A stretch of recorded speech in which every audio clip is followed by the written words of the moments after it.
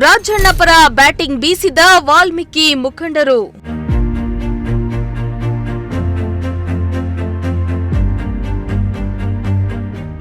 ಗುಬ್ಬಿಯಲ್ಲಿ ಸುದ್ದಿಗೋಷ್ಠಿ ನಡೆಸಿ ಸರ್ಕಾರದ ವಿರುದ್ಧ ಆಕ್ರೋಶ.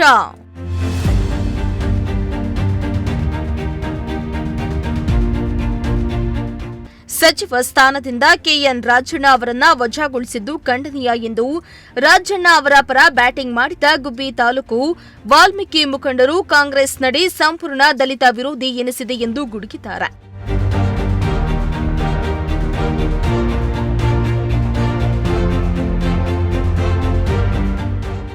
ಇನ್ನು ಪಟ್ಟಣದ ಪ್ರವಾಸಿ ಮಂದಿರದಲ್ಲಿ ನಡೆದ ಸುದ್ದಿಗೋಷ್ಠಿಯನ್ನುದ್ದೇಶಿಸಿ ಪಟ್ಟಣ ಪಂಚಾಯಿತಿ ಮಾಜಿ ಅಧ್ಯಕ್ಷ ಜಿಎನ್ ಅಣ್ಣಪ್ಪಸ್ವಾಮಿ ಮಾತನಾಡಿ, ಸತ್ಯ ಹೇಳಿದ್ದಕ್ಕೆ ಕಾಂಗ್ರೆಸ್ ದಲಿತರಿಗೆ ಶಿಕ್ಷೆ ನೀಡಿದ. ದಲಿತರು ಸತ್ಯ ಹೇಳುವಂತಿಲ್ವ. ಸದಾಕಾಲ ದೀನ ದಲಿತರ ಪರ ನಿಲ್ಲುವ ರಾಜಣ್ಣ ಅವರ ವ್ಯಕ್ತಿತ್ವ ಎಲ್ಲರಿಗೂ ತಿಳಿದಿದೆ. ನೇರವಾಗಿ ಮತಪಟ್ಟಿಯ ಚಿತ್ರಣ ಸಿದ್ಧವಾದಾಗ ನಮ್ಮದೇ ಸರ್ಕಾರ ಇತ್ತು. ಅಂದು ಎಲ್ಲವನ್ನ ಗಮನಿಸಬೇಕಿತ್ತು ಎಂದು ನೇರವಾಗಿ ಸತ್ಯ ಹೇಳಿದ್ದಕ್ಕೆ ವಜಾ ಶಿಕ್ಷೆ ನೀಡಿದ್ದು ಸರಿಯಲ್ಲ. ಏನು ಮೊನ್ನೆ ನಮ್ಮ ಕೆಎನ್ ರಾಜಣ್ಣ ಅವ್ರನ್ನ ಸಚಿವ ಸಂಪುಟದಿಂದ ವಜಾ ಮಾಡಿದ್ದಾರೆ, ಅದು ನಮ್ಮ ಎಲ್ಲರಿಗೂ ಬೇಸರ ತಂದಿದೆ. ನಾವು ತುಮಕೂರು ಹೋರಾಟದಲ್ಲೂ ಭಾಗವಹಿಸ್ತೋ, ಗುಬ್ಬಿ ನಗರದಲ್ಲೂ ಸಹ ಹೋರಾಟ ಮಾಡಬೇಕು ಅಂತ ಪೂರ್ವಭಾವಿ ಸಭೆ ಕರೆದಿದ್ದೋ.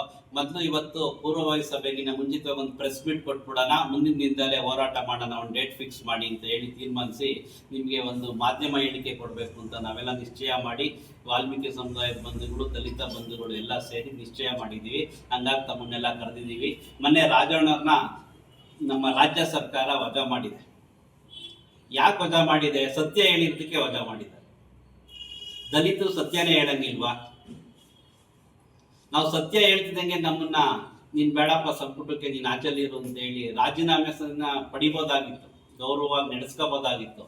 ಅದು ಬಿಟ್ಟು ವಜಾ ಮಾಡಿದೀವಿ ನಿಮ್ಗೆ ಅನ್ನೋದೊಂದು ಸಂದೇಶನ ಟಿವಿನಲ್ಲೇ ಪತ್ರಿಕೆಲೆ ನೋಡಿ ನಮ್ಗೆಲ್ಲ ಮನಸ್ಸಿಗೆ ನೋವಾಯ್ತು. ರಾಜಣ್ಣವರು ನೇರವಾಗಿ ಮಾತಾಡೋ ಅಂಥವ್ರು. ಯಾವುದೇ ವ್ಯಕ್ತಿ ಹೋಗ್ಲಿ, ಯಾವುದೇ ಜನಾಂಗದ ವ್ಯಕ್ತಿ ಹೋಗ್ಲಿ, ಜನನಾಯಕರವರು ಯಾರಿಗೋದು ಸಹ ಅವ್ರ ಕೈಲಾದಂಥ ಸಹಾಯನ ಮಾಡೋ ಅಂಥವ್ರು. ನಮ್ಮ ಗುಬ್ಬಿ ತಾಲೂಕಿಂದ ನಾನು ಸಹ ಅವ್ರ ಹತ್ರ ಹೋಗಿ ಸಹಾಯ ಪಡೆದಿದ್ದೀನಿ. ಹಲವಾರು ಮುಖಂಡರುಗಳದನ್ನು ಅಲ್ಲಿ ಹೋಗಿ ಸಹಾಯ ಪಡೆದಿರೋದು ನಾನು ನೋಡಿದ್ದೀನಿ. ಅವರು ನೇರವಾಗಿ ಮಾತಾಡ್ತಾರೆ, ಏನಿದೆ ಅದನ್ನ ಹೇಳ್ತಾರೆ. ಮತಗಳ್ಳತನ ಆಗಿದೆ ಅನ್ನೋದನ್ನ ವಾದ ಮಾಡಿದ್ರು ರಾಷ್ಟ್ರೀಯ ಅಧ್ಯಕ್ಷರು. ನಮ್ಮ ಅವಧಿನಲ್ಲೇ ಅದು ಪಟ್ಟಿ ರೆಡಿ ಆಗಿತ್ತು. ನಮ್ಮ ಅವಧಿಲೂ ಅದನ್ನ ನಾವು ನೋಡ್ಕೊಂಡಿಲ್ಲ ಅನ್ನೋದೊಂದನ್ನ ಹೇಳಿದ್ರೆ, ಸತ್ಯ ಹೇಳಿದ್ರೆ ಸಂಪುಟದಿಂದ ಕಿತ್ತಾಕ್ತಿರು. ಏನ್ ರಾಜ್ಯ ಸರ್ಕಾರ ವಾಲ್ಮೀಕಿ ನಾಯಕರನ್ನ ಲೆಕ್ಕಕ್ಕಿಲ್ಲದ ರೀತಿ ನಡೆಸ್ಕೊ ಬರ್ತಾ ಇದೆ. ಮೊದಲು ನಮ್ಮ ಸಚಿವ ನಾಗೇಂದ್ರ ಅವ್ರನ್ನ ಹಣನ ಕದ್ರು ವಾಲ್ಮೀಕಿ ನಿಗಮದಲ್ಲಿರೋದನ್ನ, ಅದನ್ನ ಕದ್ದಿದ್ದನ್ನ ಚುನಾವಣೆಗೆ ಬೇರೆ ರಾಜ್ಯದಲ್ಲಿ ಬಳಸ್ಕೊಂಡ್ರು. ಮೊದಲನೇದು ಸಚಿವ ಸ್ಥಾನಕ್ಕೆ ನಾಗೇಂದ್ರ ಅವ್ರನ್ನ ರಾಜೀನಾಮೆ ಕೊಡಿಸಿರು, ಅಲ್ಲೂ ಸಹ ನಾಯಕರನ್ನ ಕಡೆಗಣಿಸಿರು. ಇಲ್ಲೂ ಸಹ ಬೇಕು ಅಂತಲೇ ನಾಯಕರನ್ನೇ ತೆಗೆದಾಕ್ತಾವ್ರೆ. ಅಂದ್ರೆ ನಮ್ಮ ಸಮುದಾಯ ಏಳಿಗೆನ ಸಹಿಸಕ್ ಆಗ್ತಾ ಇಲ್ವಾ ರಾಜ್ಯ ಸರ್ಕಾರಕ್ಕೆ? ಏನು ಕಾಂಗ್ರೆಸ್ನವ್ರು ಈ ತರ ನಡ್ಕೊಂತ ಇದ್ದಾರೆ ಅನ್ನೋದು ನಮ್ಗೆ ಅರ್ಥ ಆಗ್ತಾ ಇಲ್ಲ. ಇದ್ರ ಬಗ್ಗೆ ರಾಜ್ಯಾದ್ಯಂತ ನಾವು ಹೋರಾಟ ಮಾಡಬೇಕು ಅಂತ ಹೇಳಿ ನಮ್ಮ ಸಂಘದಿಂದ ನಮ್ ಗೈಡ್ಲೈನ್ಸ್ ಬಂದಿದೆ. ಹಂಗಾಗಿ ನಾವು ಇವತ್ತೇ ನಾವು ಹೋರಾಟ ಮಾಡೋದಿದ್ದೋ, ಇವತ್ತು ಬೇಡ ಇನ್ನು ಮುಂದಿನ ದಿನದಲ್ಲಿ ಮಾಡೋಣ, ನಾಳೆ ಸ್ವತಂತ್ರ ದಿನಾಚರಣೆ ಇದೆ ಅನ್ನೋ ಕಾರಣಕ್ಕೋಸ್ಕರ ನಾವು ಡೇಟ್ನ ನಿಗದಿ ಮಾಡಿ ನಿಮ್ಗೆಲ್ಲ ತಿಳಿಸ್ತೀವಿ.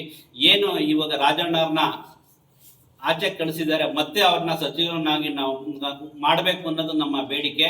ಯಾಕೆ ಅಂದ್ರೆ ಅವರು ನೇರವಾಗಿ ಮಾತಾಡ್ತಾರೆ ಅನ್ನೋ ಕಾರಣಕ್ಕೇನೆ ಸಹ ಅವ್ರನ್ನ ಕೆಳಗಿಳಿಸ್ಬೇಕಿತ್ತು. ಸುಮಾರು ಪ್ಲಾನ್ಗಳು ಮಾಡಿದ್ರು. ಈ ಹಿಂದೆನೂ ಒಂದು ಪ್ಲಾನ್ ಮಾಡಿದ್ರು, ಆ ಪ್ಲಾನ್ ಫೇಲ್ ಆಯ್ತು, ಕೈ ಬಿಟ್ರು. ಈಗ ಇನ್ನೊಂದು ಪ್ಲಾನ್ ಮಾಡಿ ಅವ್ರನ್ನ ಔಟ್ ಮಾಡಿಬಿಟ್ರು. ಇನ್ನು ಎಪಿಎಂಸಿ ಮಾಜಿ ಅಧ್ಯಕ್ಷ ಎನ್ ಲಕ್ಷ್ಮೀರಂಗಯ್ಯ ಮಾತನಾಡಿ, ವಾಲ್ಮೀಕಿ ಸಮಾಜಕ್ಕೆ ಮಾಡಿದ ಅಪಮಾನ ಇದಾಗಿದೆ. ಕಾಂಗ್ರೆಸ್ ದಲಿತ ಪರ ನಿಲ್ತಾ ಇಲ್ಲ, ದಲಿತ ಮುಖಂಡರ ಬೆಳವಣಿಗೆ ಸಹಿಸ್ತಾ ಇಲ್ಲ. ಕುತಂತ್ರ ನಡೆಸಿದ ಮಹಾನಾಯಕರಿಗೆ ಸಮಾಜ ತಕ್ಕ ಪಾಠ ಕಲಿಸಲಿದೆ. ತಳಮಟ್ಟವರಿಗೆ ಬಡವನ್ನ ಕಣ್ಣು ದೃಷ್ಟಿ ನೋಡ್ತಾರೆ, ಶ್ರೀಮಂತರ ದೃಷ್ಟಿ ನೋಡಲ್ಲ. ಉದಾಹರಣೆ, ನಾನೇ ಒಬ್ಬ ಎಪಿಎಂಸಿ ನನ್ನ ಅಧ್ಯಕ್ಷ ಮಾಡಿದ್ದು ಕೆಎನ್ ರಾಜಣ್ಣ. ತಿಳ್ಕೊಂಡಿರ್ಬೋದು, ಖುಷಿ ಪಡ್ತಾರೆ ಇವತ್ತ ರಾಜಣ್ಣ ನಾವು ಮಿನಿಸ್ಟ್ರಿಂದ ಇಳಿಸ್ಬಿಡ್ಬೋದು ಅಂತ. ಆಗ ಮುಂದಿನ ದಿನದಲ್ಲಿ ಜಿಲ್ಲೆನಲ್ಲಿ ಕಾಂಗ್ರೆಸ್ ಶೂನ್ಯ ಬರುತ್ತೆ. ಪ್ರತಿ ಗ್ರಾಮ ಪಂಚಾಯತಿಲಿ, ಜಿಲ್ಲಾ ಪಂಚಾಯತಿನಲ್ಲಿ ಯಾವುದೇ ಅಂತ ಜಿಲ್ಲೆನಲ್ಲಿ ಕೆಎನ್ ರಾಜಣ್ಣ ಮತಗಳಿದ್ದಾರೆ. ಉದಾಹರಣೆ, ನಾನು ಆಗಲವಾಡಿ ಜಿಲ್ಲಾ ಪಕ್ಷದಲ್ಲಿ ರಾಜಣ್ಣ ವಿರುದ್ಧವಾದಾಗ ನಾನು ಸೋತ್ ಸುಮ್ಮನಾದೆ. ಅದು ಉದಾಹರಣೆ ಗೊತ್ತು. ಒಂದು ಜಿಲ್ಲಾ ಪರಿಷತ್ ರಾಜಣ್ಣ ವಿರುದ್ಧ ಹಾಕೊಂಡು ಜಿಲ್ಲಾ ಪರಿಷತ್ ಸದಸ್ಯ ಹಾಕಾಗಲ್ಲ. ಈ ಜಿಲ್ಲೆಯಲ್ಲಿ ಒಬ್ಬ ಶಾಸಕನು ಹಾಕಕ್ಕಾಗಲ್ಲ. ಏಕೆಂದ್ರೆ ಒಬ್ಬ ರಾಜಣ್ಣ ಅಂತ ಜಿಲ್ಲೆಯಲ್ಲಿ ಶಕ್ತಿ ಇದೆ ಅಂತ ಅನ್ಯಾಯ ಆದಂತ ಈ ಕಾಂಗ್ರೆಸ್ ಸರ್ಕಾರ ದಯವಿಟ್ಟು ನಿಮ್ಮಲ್ಲಿ ಏನಂದ್ರೆ ಮುಂದಿನ ದಿನದಲ್ಲಿ ಅವನು ಏನು ಸಚಿವ ಸ್ಥಾನ ಮುಂದೂಡಬೇಕು. ನಿಮ್ಮ ಬೇರೆಯವರ ಇದಕ್ಕೆ ಕಾರಣ ಯಾರು? ಮಹಾನ್ ನಾಯಕ. ಹೇಗೆ ಪಿತೂರಿ ಯಾಕೆ? ವಾಲ್ಮೀಕಿ ಸಮಾಜ ಯಾಕೆ ಈ ತರ ಬಳಸ್ಕೊಂಡು ಇವತ್ತು ಬಿಜೆಪಿ ಸರ್ಕಾರ ಬರಕ 17 ಶಾಸಕರು ವಾಲ್ಮೀಕಿ ಸಮಾಜ ಯಾವತ್ತು ಸರ್ಕಾರ ವಾಲುತ್ತೋ ಆ ಸರ್ಕಾರ ರಾಜ್ಯದಲ್ಲಿ ನಿಲ್ಲುತ್ತೆ. ಇದು ರಾಜ್ಯದಲ್ಲಿ ಗಮನ ಇರಬೇಕು, ಜಿಲ್ಲೆ ಇರಬೇಕು. ನಮ್ಮ ಸ್ವಾಮೀಜಿನೂ ಕರೆ ಕೊಟ್ಟಿದ್ದಾರೆ, ಪ್ರಧಾನ ಸ್ವಾಮೀಜಿ ನಿನ್ನೆ ಮೊನ್ನೆನೂ ಈ ತರ ಆಗ್ತಾ ಇದೆ, ಅನ್ಯಾಯ ಆಗ್ತಾ ಇದೆ, ನೀವು ಖಂಡಿಸ್ಬೇಕು ಜಿಲ್ಲೆಯಲ್ಲಿ ಅಂತ ನಮ್ಮ ಸಂಘಗಳಿಂದಲೂ ಮಾಹಿತಿ ಬಂದಿದೆ. ಅದರಿಂದ ದಯವಿಟ್ಟು ಈ ಕಾಂಗ್ರೆಸ್ ಸರ್ಕಾರದ ರಾಜವನ್ನು ಹಿಂಪಡೆದು ಸಚಿವ ಸ್ಥಾನ ನೀಡಬೇಕು. ಎಂದು ಪ್ರಸಿದ್ಧಿಯಾಗಿದ್ದಂತಹ ಸನ್ಮಾನ್ಯ ಶ್ರೀ KN ರಾಜಣ್ಣನವರು ವಾಲ್ಮೀಕಿ ನಾಯಕ ಜನಾಂಗಕ್ಕೆ ಸೇರಿದಂತಹ ಒಬ್ಬ ನಾಯಕ, ಧೀಮಂತ ನಾಯಕರು. ಸಹಕಾರಿ ಕ್ಷೇತ್ರದಲ್ಲಿರ್ಬೋದು, ಎಲ್ಲ ಜಾತಿಯ ಬಡವರ ಪರವಾಗಿ ರಾತ್ರಿ ಹಗಲು ಶ್ರಮಿಸತಕ್ಕಂಥ ರೈತರು ಶ್ರಮಿಸಿ ಹೆಸರುಗಳಿಕೆ ಆಗಿದ್ದಂಥ ಒಬ್ಬ ರಾಜಣ್ಣ ಧೀಮಂತ ನಾಯಕರನ್ನ ಕಾಂಗ್ರೆಸ್ ಪಕ್ಷ ಇವತ್ತು ಯಾವುದೋ ಒಂದು ಸತ್ಯ ಹೇಳಿದ್ದಕ್ಕೋಸ್ಕರ ಏನು ಸನ್ಮಾನ್ಯ ಹೈಕಮಾಂಡ್ ಆಗಿದ್ದ ಕಾಂಗ್ರೆಸ್ ಹೈಕಮಾಂಡ್ ರಾಹುಲ್ ಗಾಂಧಿ ಅವರು ಮತಗಳತನ ಆಗಿದೆ, ಮತಗಳತನದಿಂದ ಬಿಜೆಪಿ ಸರ್ಕಾರ ಬಂತು ಅಂತ ಒಂದು ಏನು ಸ್ಟೇಟ್ಮೆಂಟ್ ಕೊಟ್ಟರು, ಆ ಸ್ಟೇಟ್ಮೆಂಟ್ ವಿರುದ್ಧವಾಗಿ ನಮ್ಮ ಸರ್ಕಾರ ಇದ್ದಾಗಲೇ ಮತಪತ್ರಗಳು ರೆಡಿಯಾಗಿದ್ದರಿಂದ ಅದನ್ನು ನೋಡಿ ಕೇಳಿದ್ರೆ ನಮ್ಮ ತಪ್ಪನ್ನ ನಾವೇ ತಿದ್ಕೊಳ್ಳೋಕ್ಕಾಗದ್ರೆ ಅದು ತಪ್ಪಾಗಿರೋದು ಸತ್ಯ, ಅದು ನಡೆದಿರೋದು ಸತ್ಯ ಇರ್ಬೋದು ಅಂತ ಒಂದು ಸ್ಟೇಟ್ಮೆಂಟ್ ಕೊಟ್ಟರು.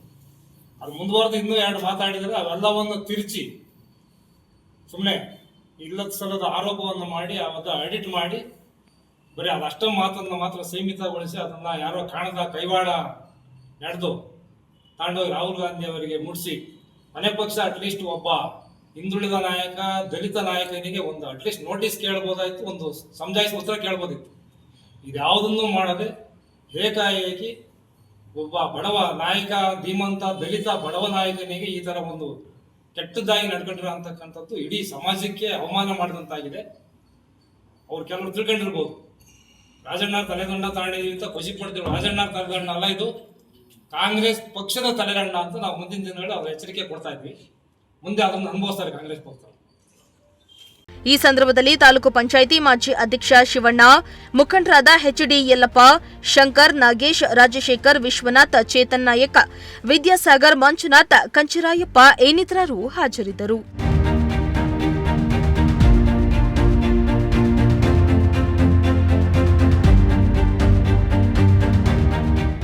ದೇವರಾಜು, ಪ್ರಜಾಶಕ್ತಿ ಟಿವಿ, ಗುಬ್ಬಿ.